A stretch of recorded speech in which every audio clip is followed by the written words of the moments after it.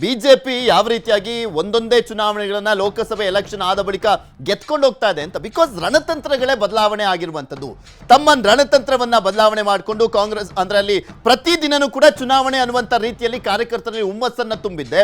ಇವತ್ತು ಬಿಜೆಪಿ ಈ ರೀತಿಯಾಗಿ ಸುಸ್ಥಿತಿಯಲ್ಲಿ ಇರಲಿಕ್ಕೆ ಕಾರಣ ಅನ್ನುವಂತ ವಿಶ್ಲೇಷಣೆಗಳು ಕೂಡ ನಡೀತಾ ಇದಾವೆ. ಇನ್ನು ಬಿಹಾರ ಫಲಿತಾಂಶದ ಬಗ್ಗೆ ಕಾಂಗ್ರೆಸ್ ನಾಯಕರು ಮಾತನಾಡಿದ್ದಾರೆ. ಯಾರ್ಯಾರು ಏನೇನು ಮಾತನಾಡಿದ್ದಾರೆ ನೋಡೋಣ. ಬಿಹಾರ್ ಎಲೆಕ್ಷನ್ ಏನೇ ಮತದಾರರ ತೀರ್ಪನ್ನು ಕೊಟ್ಟಿದ್ದಾರೆ ಆ ತೀರ್ಪಿಗೆ ನಾವು ತಲೆಬಾಗ್ತೇವೆ. ಬಿಹಾರ್ ಎಲೆಕ್ಷನ್ ಏನೇ ಮತದಾರರ ತೀರ್ಪನ್ನು ಕೊಟ್ಟಿದ್ದಾರೆ ಆ ತೀರ್ಪಿಗೆ ನಾವು ತಲೆಬಾಗ್ತೇವೆ. ಬಿಹಾರ್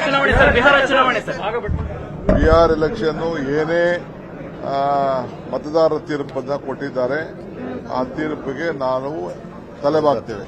ಬಿಹಾರ್ ಎಲೆಕ್ಷನ್ ಏನೇ ಮತದಾರರ ತೀರ್ಪನ್ನು ಕೊಟ್ಟಿದ್ದಾರೆ ಆ ತೀರ್ಪಿಗೆ ನಾವು ತಲೆಬಾಗ್ತೇವೆ.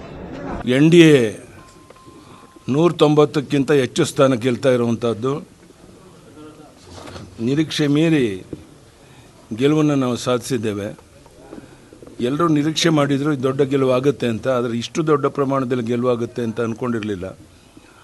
ಬಹುಶಃ ಪ್ರಧಾನಿ ನರೇಂದ್ರ ಮೋದಿಜಿಯವರು, ಅಮಿತ್ ಶಾಜಿಯವರ ನೇತೃತ್ವ, ನಿತೀಶ್ ಕುಮಾರ್ ಅವರ ಒಂದು ಆಡಳಿತ, ಇವೆಲ್ಲಕ್ಕೂ ಸಹ ಜನ ಮೆಚ್ಚುಗೆ ವ್ಯಕ್ತಪಡಿಸಿ ಈ ದೊಡ್ಡ ಒಂದು ಗೆಲುವನ್ನು ಕೊಟ್ಟಿದ್ದಾರೆ.